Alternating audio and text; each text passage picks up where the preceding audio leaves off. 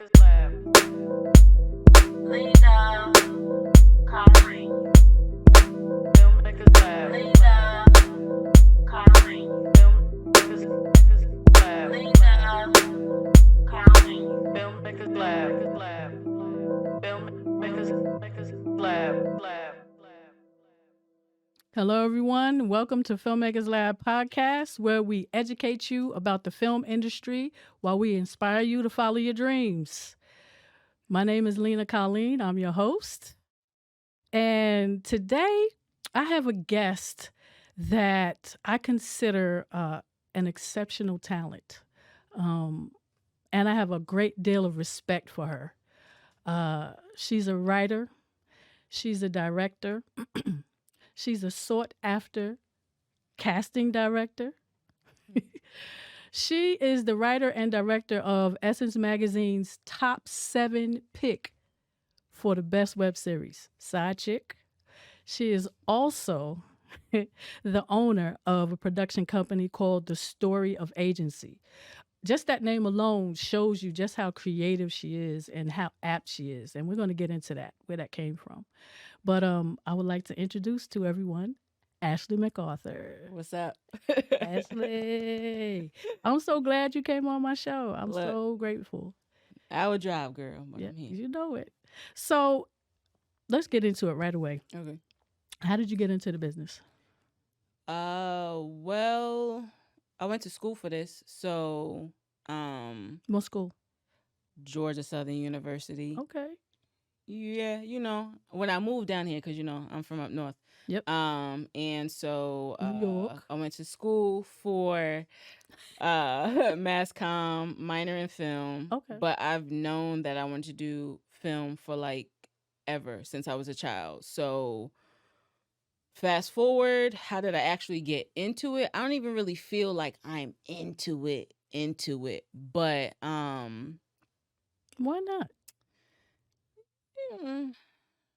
when we say how'd you get into the industry, how did you just get into entertainment, film?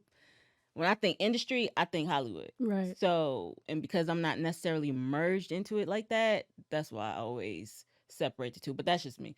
Right. So, got but I you. definitely started. I would say when I actually started, what, post grad, maybe like 20. Well, I ain't gonna say post grad date because everybody gonna be like, how old is she? None of your business.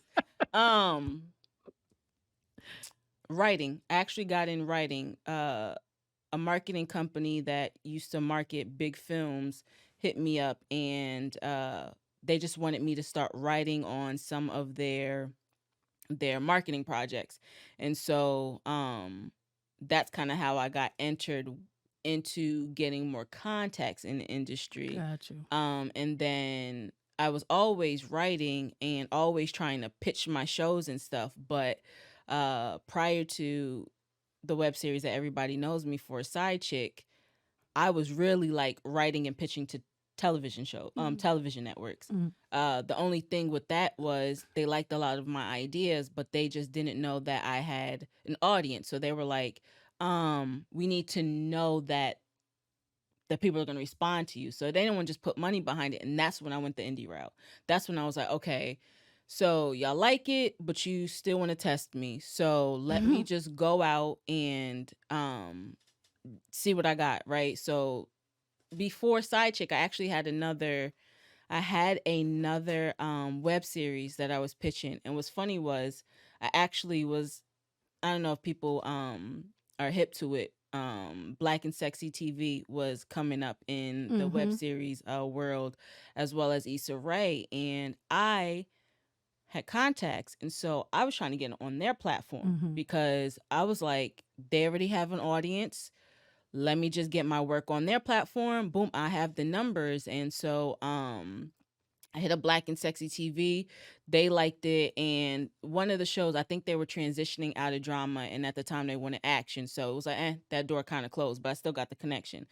And then with Issa Rae's, it was the same thing. I had a hair type concept, and they were maxed with that type of content, and they When didn't you want say to. hair type, what do you mean? The show was centered around when the whole natural hair Oh, movement and got stuff you. like that. Okay. So they already had something as well, and the door, and we were working like hard, like it was back and forth because they loved it, Right. but it didn't go anywhere just because of the overload of the same stuff. So then that's when I was like, okay, let me just do side chick and put it on my own, put it out on my own, direct it on my own, all of it, write, direct, produce, and just see, one, do people like my writing and storytelling?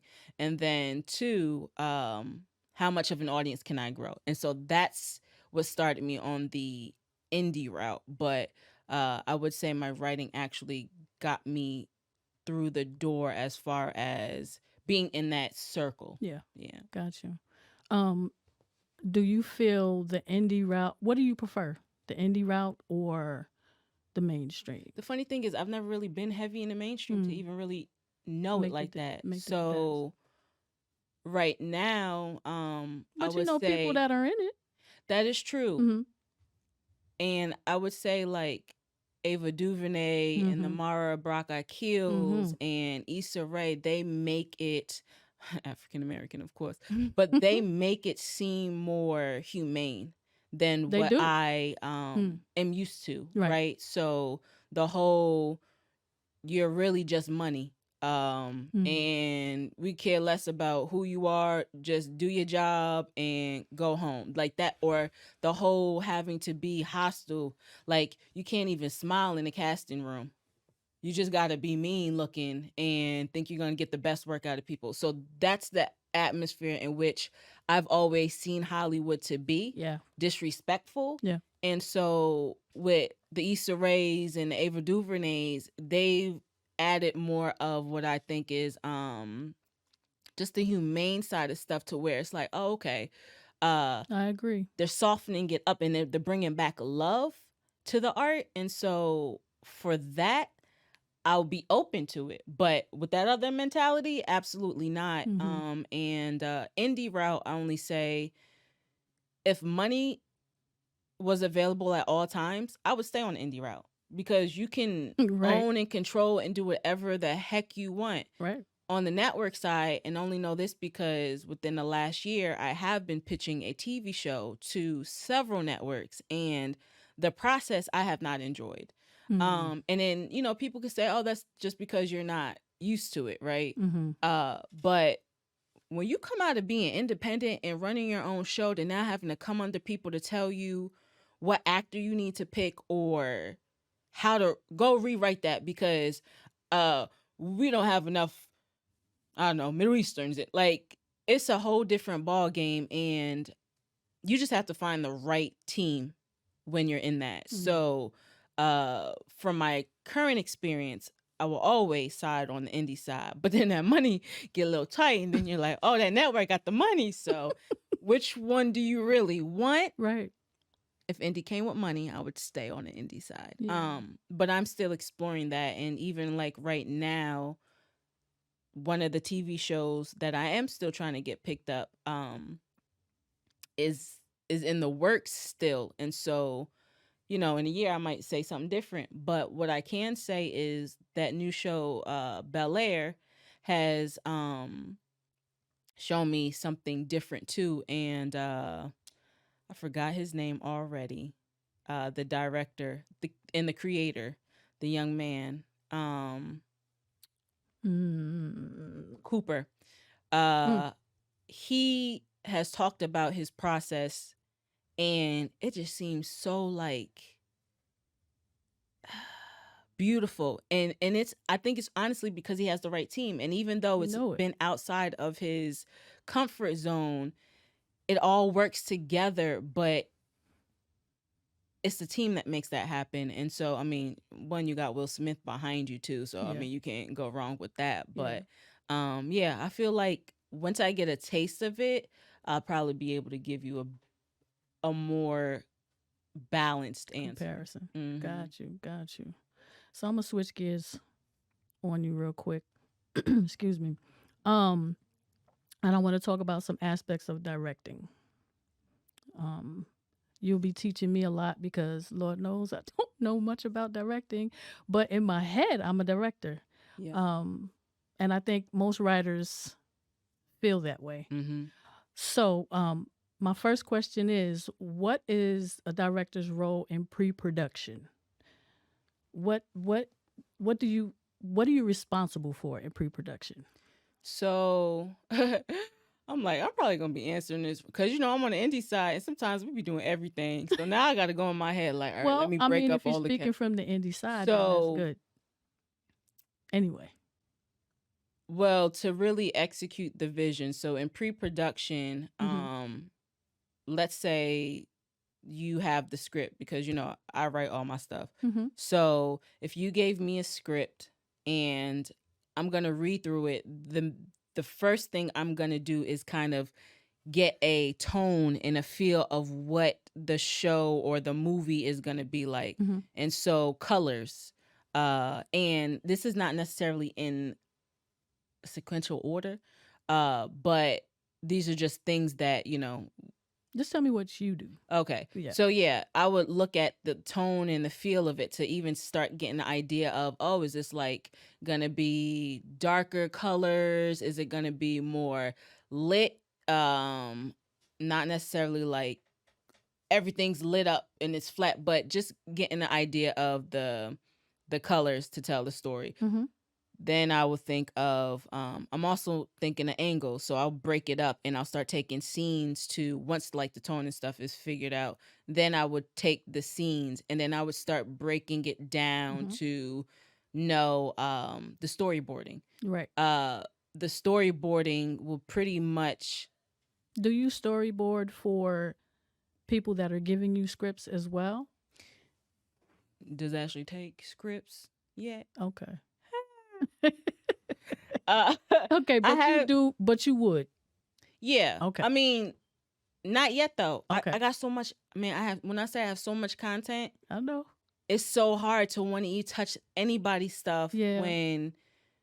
Yeah. Like I got. We worked on. I mean, I helped you on one. I know. I got like 3 features. I'm writing, and this is the very first time. And I know we're gonna get back to directing. Yeah. But this is the very first time I even wrote and attempted to write a feature film for someone else, which I'm currently writing and ain't done yet because it's different. It's a different journey. I totally understand because that's what I do as well. And then I have like 4 pilots. So it's gonna be hard to just want to direct somebody else's stuff when I got so many stories living in me. Right. But if you did give it to me, like I said, the tone, and then I would go to the storyboarding. But after like sitting down, and I think this is why I do it, because I am a writer first. So as a director, I want to sit with you and understand what is in your head, because what writers could be directors if they just understood how to do it. Right. Because when we write, we see.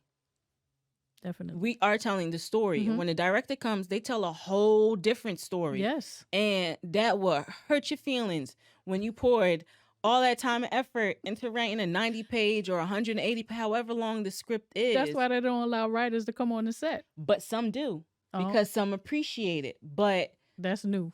Nah, I've even there's a few, and I saw some interviews where they talk about it, and that's just understanding and appreciating the writer. Definitely. There is a fine line where the writer got to step back and understand that you did hand it over, right? Yeah. So it's gonna look different. But there are some directors that actually appreciate the story and how it was told, and now they want to get as much information from you, right, to then be able to add their spin on it, right? Yeah. So I would sit with you and get as much, because there's backstories that I don't know. Right. You know what I'm saying? And so maybe because I'm a writer director, that's gonna be more me. A lot of other directors probably like, what is she saying? Right.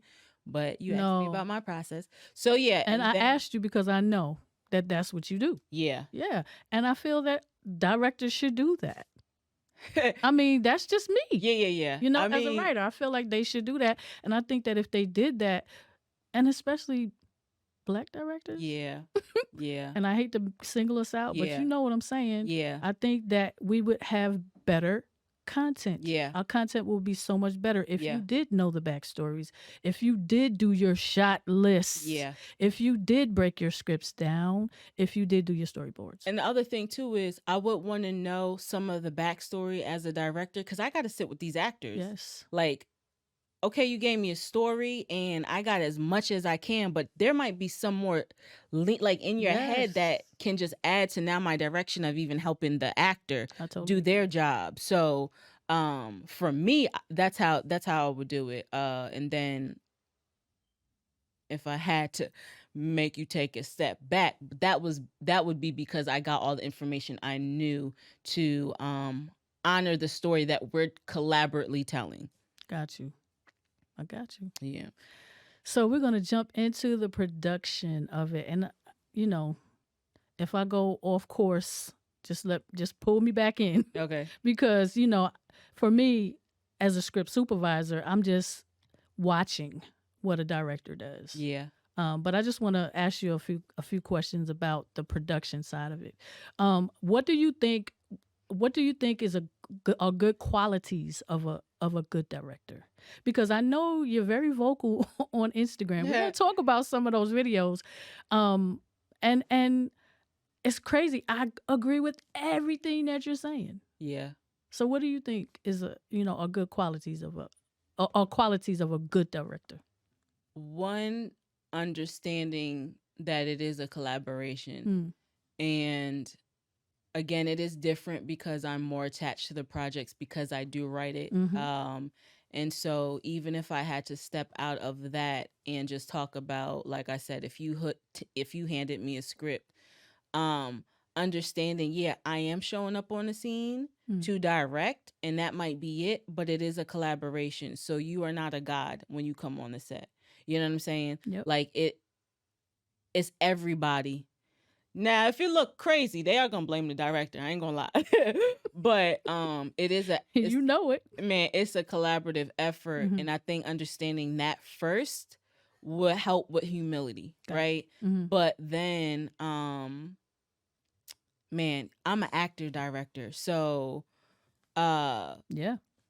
trusting your actors, I feel like, is the essence of being a good director. Not moving them around, like I said in one of my videos, like they're pawns on a chessboard, but truly allowing them to bring themselves to the project, allowing them to bring the skills that they've learned and they study and that they do into their characters. One thing that, I like to do, and I know people are like, that's wasting time. But if you have it, I love creating blocking with them. Like, you have an idea in your mind already of, okay, we know we can't cross that table right there just because we're going to be out of the shot. But for you to get from the refrigerator to the table, even though you can't pass that table, how do you still want to flow through that? Right. And help me help you, because I still want the characters to be as believable, and so that means the actors have to be as comfortable. And so even little things like that, but honestly, collaborating with talent is gonna make you just even better. And in listening, every actor is not the same, so there is no one way fits all. Right. You can't say, well, do it as if. That's not going to work. You got to understand each actor to a point sometimes, like a child, like having a whole family with all these kids. You can't whip this one and put this one in timeout. Right. Like, or whip all of them.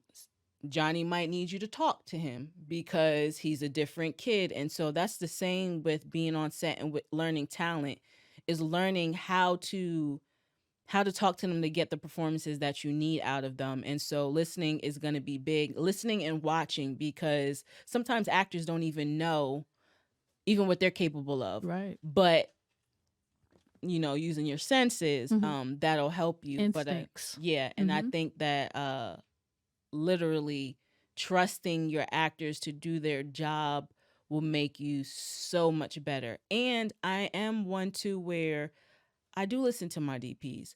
I communicated to you exactly what I want. And I might be like, yo, I don't care what happens. I need this. And they might say, in your mind that look good, but in this camera, it's just, and again, being a collaborative, just trusting we're all here to make this project be the best that it can be. Mm-hmm. So step out of your ego and what you want sometimes, Yes. and trust everybody that is on your team. So For sure. yeah. Go back 1 second. Okay. Can you explain blocking real quick? So blocking is pretty much where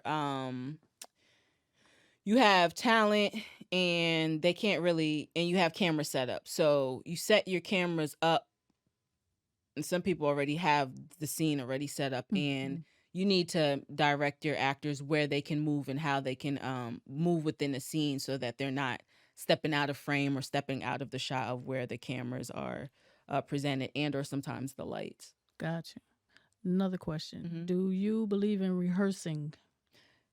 Yeah, I don't mind it at all, especially when heck yeah, because I could save time and money if we get that done in rehearsal. Like, oh, remember that time in rehearsal when Right. you did? I mean, and it might change just a little bit, but I think at the end of the day, That just makes sense. you just rehearsing the scene and get it. And Yeah. so and actors, I mean, they know how to do what they do. So whether we are in a gym practicing a scene or, you know what I'm saying, actually on set, it's going to be just fluid and faster. And then I think it really matters, and it's determined on the type of story too, because if I have a character where they're not supposed to like the co-star, I'm not going to put them in the same room. Gotcha. You know, that might be an instance that where I'm makes like, sense. let me keep Okay. them separate and then have them on set together. So, you know, you just help people stay in character mode. Yeah. Right. Okay. That's something I never really thought about. Mhm. That makes sense. But a lot of people don't rehearse. I know. And it's cool, but man, I'm like, Right. yo, practice make perfect. And it's no different than having to do 5 takes. Every time. We got to do 5 takes. If we kind of practice, we might have just been doing 2 or 3. 2 or 3. Exactly. Totally agree. What are some good qualities of an assistant director? Because you've had some good ones. Yeah. You've had some good ones. I have. Mm-hmm. And I don't even know if this is gonna be the right answer. Like, It's your answer. I know. Yeah.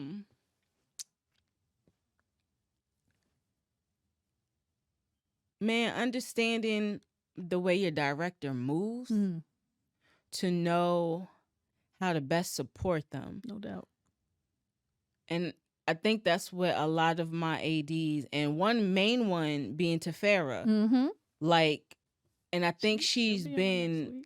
A1. 2 weeks. Oh, you got it coming on. Yeah. I think she's A1 because she does understand me as a person and how I work. And so she was never in my way. If anything, she was always just supportive. And she did her job like efficiently. 100. And from keeping me on schedule, keeping everybody on schedule, Yes. sometimes calming me down. Like, she probably did a little bit more than what an AD is supposed to do. But for me, that has always made me appreciate her and always want to bring her back.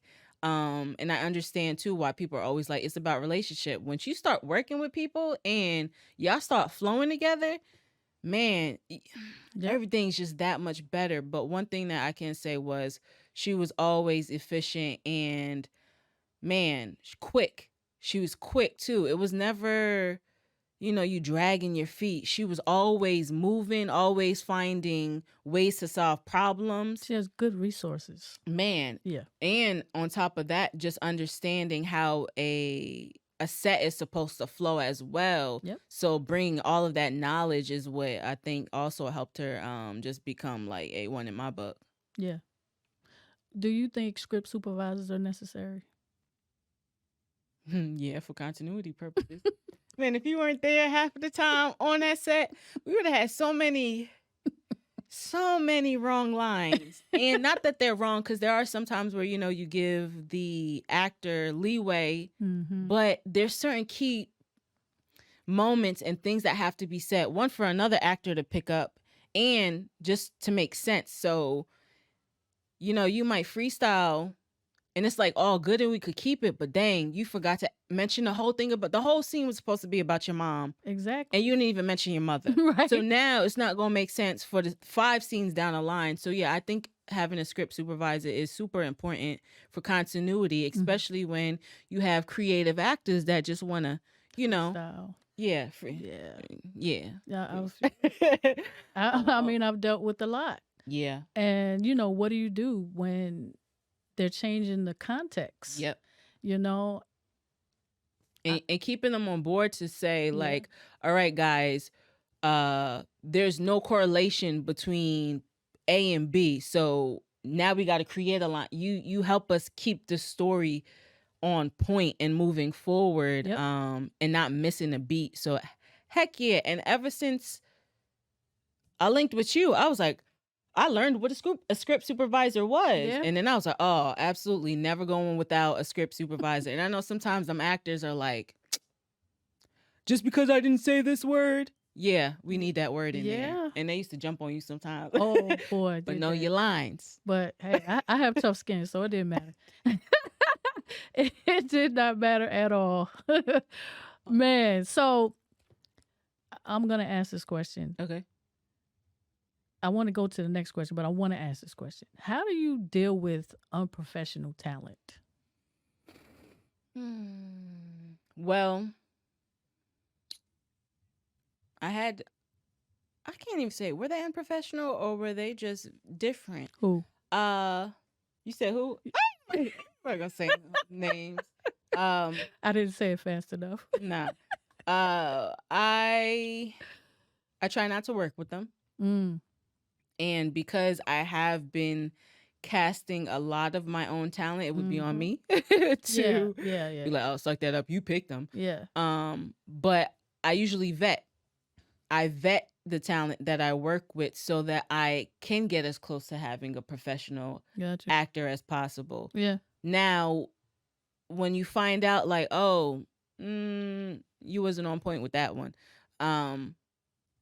Really, I mean, in this situation, I had to have several conversations and stuff was deeper than what it was. And I can imagine. It was like, oh, you're consistent. I need you on here. But there were times where I'm like, I'm just going to have to replace you. I mean, they do it in soap operas all the time. You're like, Johnny was light skinned. Now Johnny's dark skinned. All right, whatever. And you just... You fall back in line with the story, and you try not to do that, but it really just depends on why they're unprofessional. And if you're showing up late, no, that's different. Man, but I got to the level too where I am trying to work with more professional actors, and so my vetting process is even tighter. Like I'm not trying to play that game, because that's your work ethic. Like, I don't care if you are SAG or if you're non-union, if this is an independent project or if this is a Netflix project.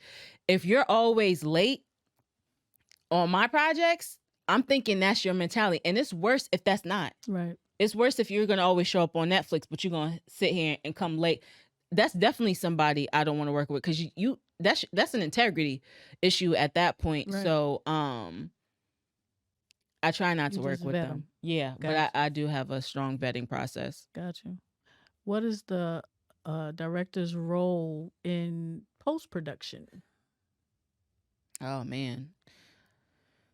Editing, music, like... But see, you're doing all your own stuff. That is true. Yeah. So maybe you don't need to ask me this. Yeah.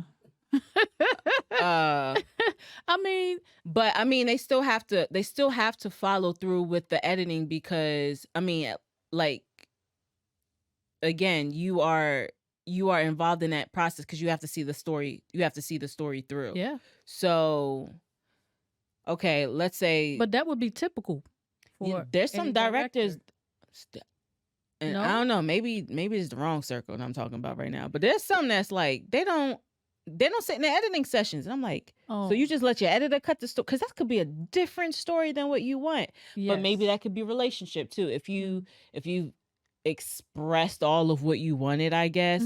But on the other side, yeah, you're supposed to see that story through. So definitely in the editing room. But beyond that, I really can't answer what they all do up in the network because, like you said, I do wear several hats. But as a director, and I don't know if this is because I've been conditioned this way because I'm indie, or if this is just what I've learned to fit the role, but music, I always hear music. So I always want my hand in what the sound of the film is going to be like. So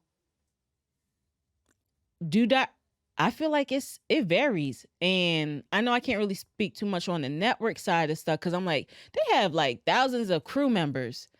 Sometimes I'm like, why you need what is he doing? You know what I'm saying? But that is the indie side. Up the editor. Yeah, that is. Yeah, or like somebody. Do you use the script supervisor notes? Oh yeah, absolutely. Okay. And sometimes, because I trust you, I don't double check some of them. I don't throw stuff away. Yeah.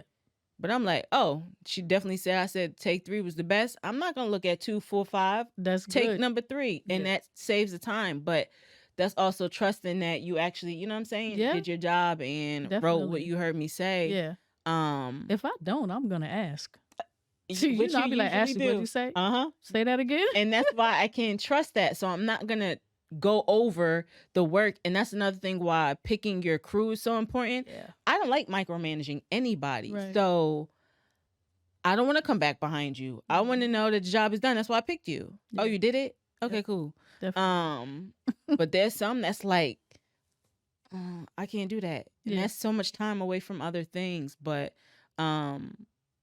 post-production, from what I do know, one of the tasks is following through on editing and making sure that at least, you know what I'm saying, the story is the story. Now, music or the other stuff, I don't know that much, but I participate in that. And even now, like, I'm working more with music supervisors, but I too like music. So I want to create original songs. I have a sound in mind, so I'm going to pick a music supervisor too. They got my flavor, my style.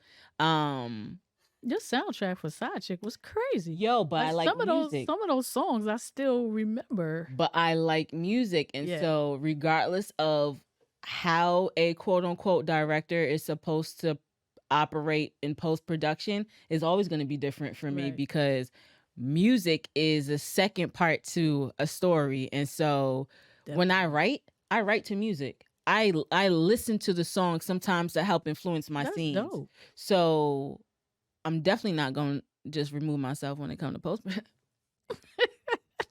But they do. Yeah. All right, Ashley. So we're going to switch up here. We're going to get into some writing questions. Okay. Yeah. Yeah. Because, I don't get a chance to pick your brain sometimes, but also just picking all the technical stuff. Well, okay, yeah. Well, I mean, because I'm trying to educate people at the same time. But I'm going to go back and forth. Yes, I'm going to go back and forth on this one because there's some things that people need to know. But one thing I want to know: do you think that writers should direct their scripts? I feel like it depends on the writer. There's some writers where I feel like they just haven't been influenced. I think some are just scared. That too, but I think that also, we've always been conditioned to be in one lane. You are just a writer. True. You are just a director, and now you're seeing all of this cross, like, oh, right, direct, produce. Oh, okay. So now I feel like there are some people like, I don't want to handle all of that stuff. I really just want to write. Do this, yeah. When then that's cool. And then I feel like some are like in between, and I think the in between does come with the lack of knowledge and then the fear part. For sure. I can't really say yes, but I have influenced a lot more writers to attempt to direct their stories. I think we should. I think we should.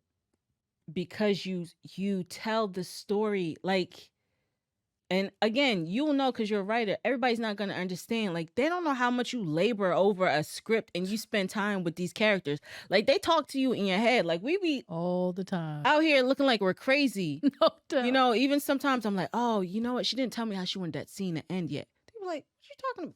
You spend time with these characters. No doubt. So who best to tell it and direct it than you? And Yeah. yeah, you might not know all of the like the science and the colors and all that The stuff, but that technical stuff stuff.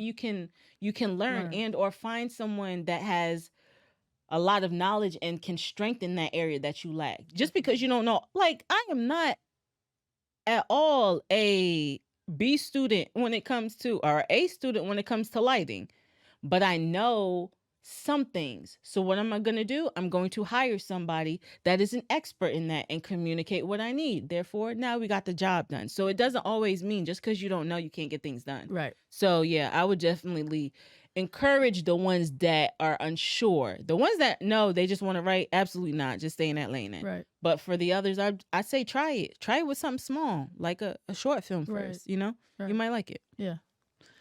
What's subtext? So we're back into writing stuff. Okay. So subtext is saying something without sometimes saying it. Like, I hate you. Right? Mm-hmm. Let's just take that phrase. I hate you. Instead of saying I hate you. I don't even know if that's a great example right now. Hold on. It's pretty much the underlining feeling of what you're not saying. So I'm trying to. So it's basically showing but not saying? Yes. Mm-hmm. Yes. Mhm. So even if you're like, hey, how was your day?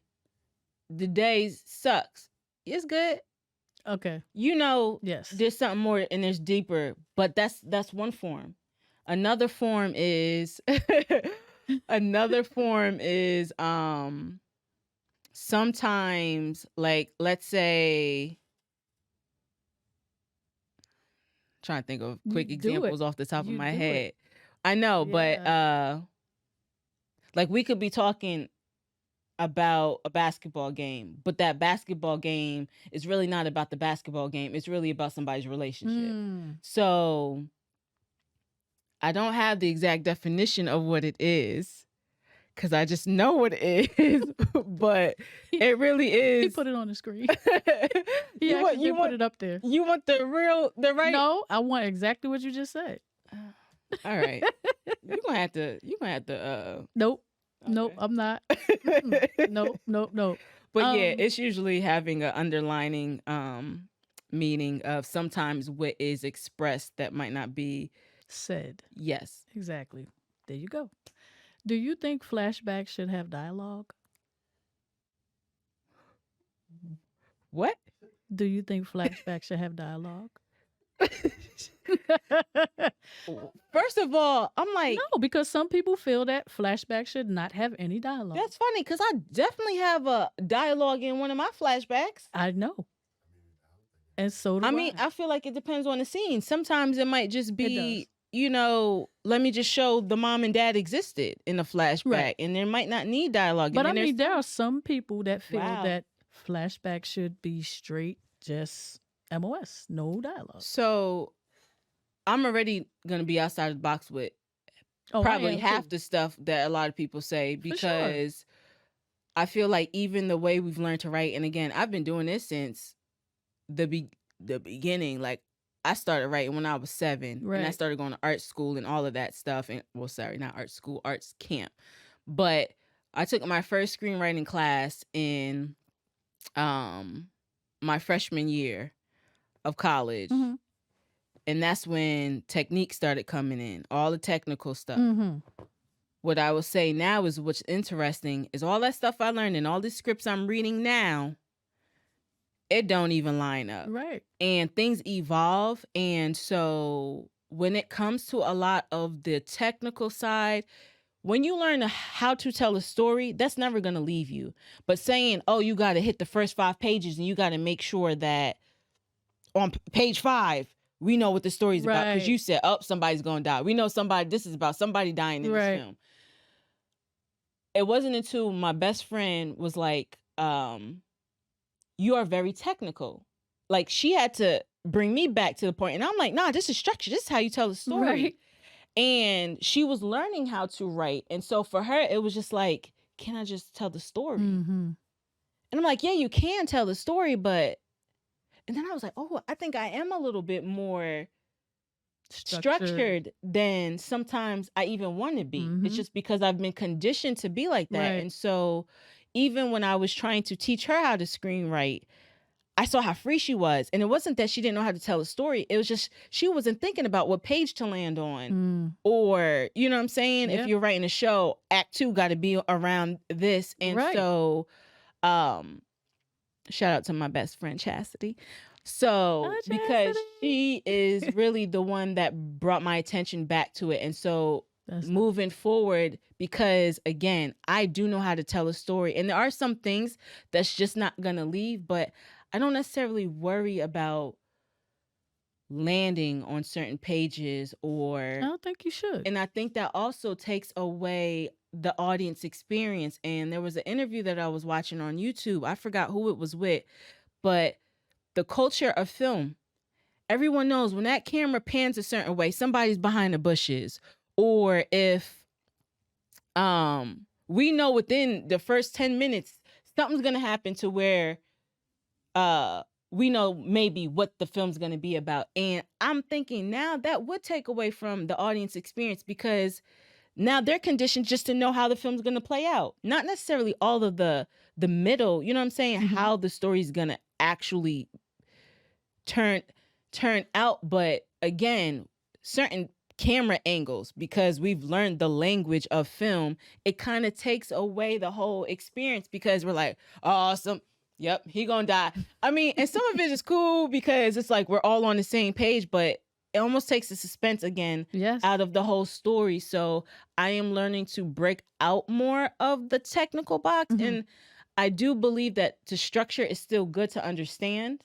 It is. Just Because you need a story. right. And I mean, it is a science. There Yes, is a it is. science to it. It is, But for sure. being able to be flexible and free as well to tell it outside of how someone tells you to tell the story. Mhm. So with the individual, I'm not going to listen to them about no flashback and not Me having neither. dialogue. I just wanted to And ask. for their story, you know what I'm saying? It Right. might work out, but for mine, it ain't gonna make no sense. So, heck no. I got you.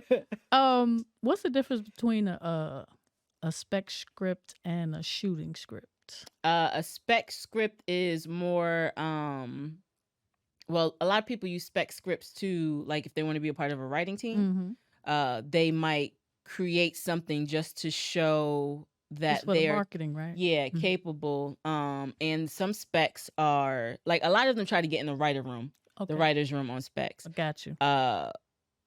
And again, just to figure out where you fall within, if you want to be graded, I guess you could say. Right. A lot of people use spec scripts for Mhm, that, mhm. just for showing your talent a little bit Mhm. more. Right. And the shooting script. Oh, the shooting script is, that's what we filming with. I know, but what, like, because there's a significant difference in them. I think the way they're worded. I think the shooting script might have camera. Oh, Right? yeah, you're talking about, all the directions and All the stuff directions. like that. Okay. Yeah. Okay. Well, it was funny because I don't be using that. I know you don't. So use you shooting asking me scripts. all these industry questions. Yes, of course I'm asking you. And 'cause I'm people need to independent. know. No, but still, I mean, you Yeah, can yeah. still give it from an independent standpoint, how we do it. But no, you're right.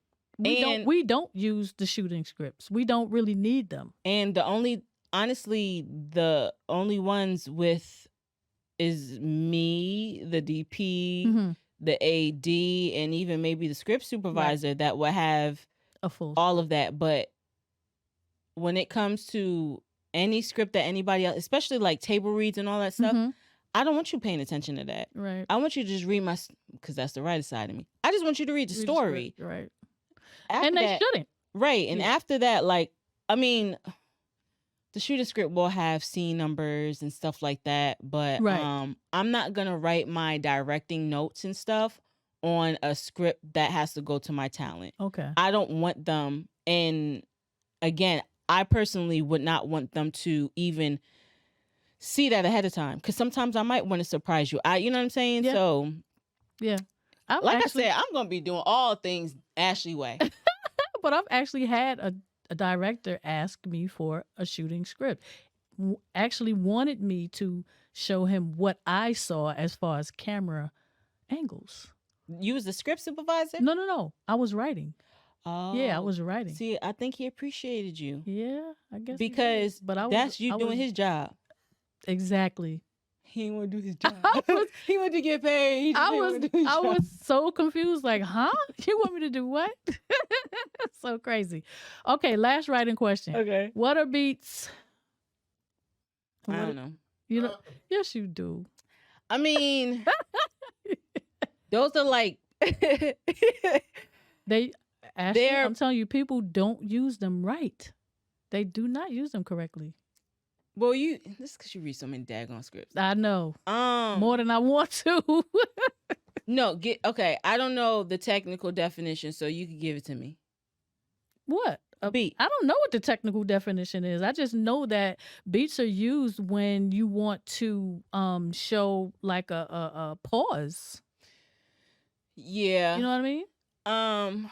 You said you don't think they're used correctly, and it's funny because I'm thinking about the script that I just wrote, and I got mad beats in it. Now, I try not to add the beats because, and again, me being a writer-director, and most of the time I'm going to direct the stuff that I'm writing. Right. So I don't always have to put a beat in. I'm going to communicate to the actor what the scene's about. Right. And they might tell me and perform it totally different. And they might put a beat somewhere else. Mm-hmm. But if I'm going to give you the script, I'll put a beat in there. Now, some people say that's not something that don't tell people when to pause. Right. But they do need to know when, like, this is a serious moment. We just shifted. Yo, take that break. Yeah. Now go ahead. Exactly right. But I don't know. No, Man. you said it. I know, but I'm saying I don't know. I'm not talking about the definition. I'm talking about, like, I don't know if I would even continue putting those in my scripts, but that is because I will direct the actor. Mm-hmm. So Yeah. Yeah. But it's funny, writers are putting it in there, and they're not directing anybody. It's like, okay, why did you put that there? Because you was just laughing, and now there's a moment where we need you to take a pause because you're about to cry. Right. Right, and you can't put that in there. No, you can't put. Okay, so we're gonna switch gears again. More questions? I'm No, going to school right now? No. We already talked about directing and writing. Now I just want to talk about some of the videos that you put up on Instagram. Okay. Yeah. So the first one that comes to my mind is the one about the videographers. Oh man. What's up with the videographers? Are they charging DP rates? And don't know what DPs I honestly don't think the videographers even know they're doing that. Okay. I think there's, and I'm gonna be careful because that is not really my area. However, I'm hiring you, so man. So there are some videographers. A lot of people with a camera just think that they're a cinematographer because they got a few lights in their backpack. Yeah. And that's not what makes you a cinematographer. Mm-hmm. And I take that seriously because I've worked with videographers on projects and I work with cinematographers. And let's not get it twisted. Videographers do sometimes develop into DPs. Mm-hmm. So I'm not saying that that's not something they can do, but there are some people where they are just their lighting knowledge, 3-point lighting, and that's it. It's the basic lighting. You know what I'm saying? Mm-hmm. And that's it. They don't have not just the science behind stuff, but the understanding a story and knowing the best way to bring that story to life with lights. Or like some of the best DPs that we worked with, they were able to literally, Colors. we could be shooting at midnight and it looks like the sun just came out. Yeah. You know what I'm saying? Mm-hmm. And so it really is a knowledge of lighting, but also within storytelling, knowing how to apply it to tell a story, and just the knowledge and the science. So yeah, there's some DPs that literally they just have a great camera. Some people even have reds, and they're like, I'm a cinematographer, bruh. The Just 'cause camera's you the have a only red- thing doing the job. You're not a DP. Right. I feel like I'm in my video again. You're not a DP. You got an awesome camera, and it removes a lot of the work that you might need to do. Right. But you just got a dope camera. Right. Exactly. You don't know composition. Right. You know what I'm saying? Yes. Okay. Next question. So you spoke. You know, trying to make the job hard. If you don't know what you're doing with a red, my cameras, I can put a filter on it and nobody ever know the difference. But a red, if you don't Is know, complex. Yeah, because and it does show a lot more. And the red stuff, is too. complex. Yeah. But sometimes it also, I'm saying like, because it does really good in like in dark light. You know what I'm saying? Dark. Yeah. So it's sometimes less you have to do at midnight. And again, the camera is not what makes the person. The person makes the camera. I know some people that shot with Canons, and you'd be like, yo, what did you shoot with? Because that was way better than somebody that shot with like, I don't know, Sony or Alexa. Mm-hmm. I mean, I'm being extreme, but there are some people that really just know, because it's not, it don't stop at the camera. It's really about, it's about the light. Like the lighting has quality, but it don't even stop at the lighting. Mm-hmm. That's a big part. Mm-hmm. But even sometimes the colors, what are the people on camera wearing? What does the set look like? Like Right. that's the stuff that I haven't been able to visually get into in my own projects yet. Mm-hmm.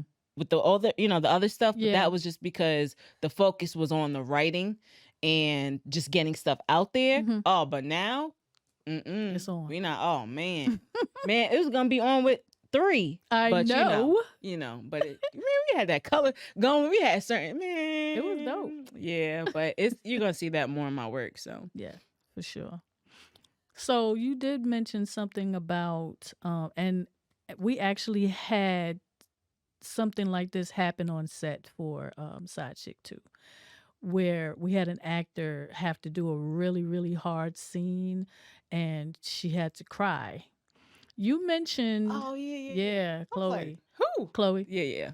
you mentioned about mental health resources on set. How important is that? Man, extremely important. And I can't speak for others because I'll be running my own. But we've even had somebody lose somebody on the set of and I'm a big believer, so like prayer was everything. And Mhm. they found out like one of their relatives, it was like a real On emergency. Side Chick? Yes. I didn't know that. It was like a real emergency. Wow. And I was like, yo, you need to go home? Mm. Do you need to be there? Oh, wait, I Because think I do remember. I'm not about to just keep this whole thing going. And I know, again, some people are like, nah, this is money, so you need to stay up behind, get this scene. Nah. But I personally can't do that to a person. Yeah.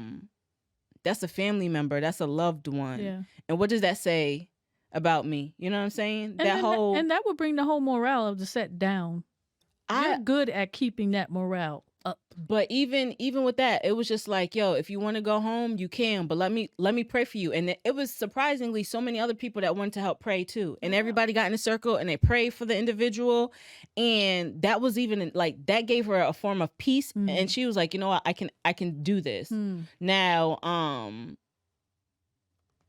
I know that's not necessarily, to me, that's mind, body, and spirit. Like, you are an individual. Yeah, you're great at acting or whatever, DPing and all that stuff. But at the end of the day, if your mind is not intact, if your heart is not together, then what good are you going to do anybody? Yeah, performance is not going to Especially be good. yourself. And so we see a lot of that in Hollywood where people are Yeah. just killing themselves. Yep. And I feel like a lot of that has to do with the hostile environment, and not just the hostile environment, but the lack of trying to get to the root of even why people are like that. I know Right. people are like, that is, got time for that. It shows. Right.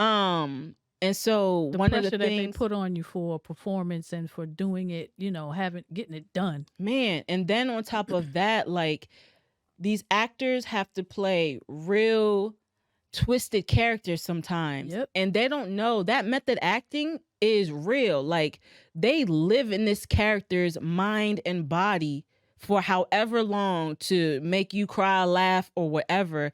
And so that's a real mental space that they have to go in, and sometimes very dark. And Yep. so why isn't there something for them to come out of? Like, oh, it's over, so you should be able to separate yourself. No, that's why some characters can't. I mean, some actors can't separate themselves for the character because they done lived in that mindset for so long, and that stuff is real. And so They need like a debriefing. man, and so I think like not even just that, but sometimes people just come to set with bad days. Yeah. Why don't we have something in place? Like, I'm not saying we always gotta have these Indian powwows, but still, what I'm gonna do, like moving forward, is I do want to have like some type of mental health coach or someone that someone can talk to, being able to have that open dialogue to where people feel comfortable expressing how they feel, because you bring all of that with you. I also don't want you always going home with it. So like, I mean, for me, like I said, I'm a believer, so I'm gonna be. I always pray for everybody on set. I start with prayer, I end with prayer. You might believe in God or not. If you don't, then my prayer shouldn't affect you no way. Right. But I'm still gonna come in trying to create an atmosphere of love and peace and protection, so that everybody on set comes in with a healthier, positive, you know what I'm saying? There was Mindset. always good days on your set. And a lot of people said it was like family. And I feel like there's so many people creating these atmospheres. And I just think like also having, like I said, a mental health coach, or even just, if you want to call it a spiritual advisor, whatever, to where you ain't got to tell me about your bad day, but there's somebody that you can tell them about. You know what I'm saying? And I think that is really important, but I think that's the humane side of stuff. And that's when it becomes more about, again, mind, body, and soul. We're all coming together to do this thing that we love versus you're about to be my cash. You get, you know what I'm saying? You just coins. Right. I'm saying coins. You're Bitcoin. I've worked on sets like that. I have. Yeah. And they know it. They exist. don't have to say it, but you know it. Yeah. And I don't think whoever operates in a hostile environment, like, You'd be surprised. What positive? There's nothing. Nobody can perform at their best in that type of. That's just common sense. Yeah, but it is. I know it's not so common. Yeah. So how important is it for us to be at the top? Man. Man, it's been important since like forever. Yeah. And as much as we keep getting to positions where we feel like we on top, somebody will always remind you that you're not. Yeah. You talked about the casting director. As a casting director, you were sending this one client. Oh man. Yeah, and you made reference to Mackie and Roman. Okay, that's why. Because it's simple stuff like this. I don't care what anybody says. We have a common language. Black people in America. It's just culture. It really is culture that you can't even really put to words half the stuff that we all just understand. Or somebody in somebody's family did the same. Like, so with us being at the top, it would eliminate that when we're telling a lot of our narratives. Definitely. We just understand. We don't have to tell you, we need to hire someone that knows how to do hair. Right. Because them wigs ain't working. Right. You know what I'm saying? Like, there's certain things that we're going to pay attention to that a lot of people are not going to care about because they don't understand. And one thing is age. Like, they did not understand. Or, you know what? I'm not even going to say that they didn't understand. I just don't think they were paying attention to it. So you want somebody in their early 30s. I'm sending you somebody that in real life is a little older than that. but you're like, they look like a college student Wow. because we age gracefully.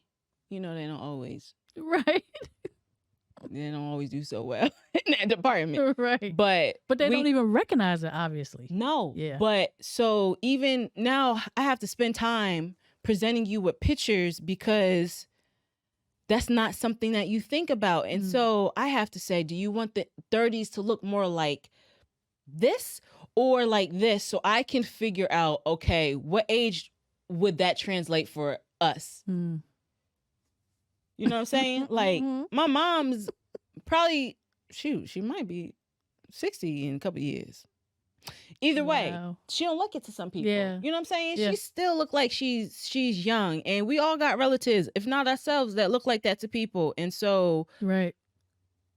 That would be one less conversation we would have to, you know what I'm saying? We would know how to talk to each other, but not even just for the simple things like that, but for power, for legacy, for generational wealth and all of that stuff. We can't own half of the stuff that we have. I know. And then we got to start all over and find other ways because, oh yeah, we had this great show, but oh boy owns it because they had the money. Right. And so we can't fund even projects that we believe in because we're not sitting in bigger seats. Or, man, even from the movie theaters, I used to have a problem with the movie theaters. Like, why are there some independent films that ain't, not even some independent, some actually like backed by Lions? Why isn't it in everybody's theater? Because if you're not the owner, sometimes of these theaters who get to say, I don't want that movie here.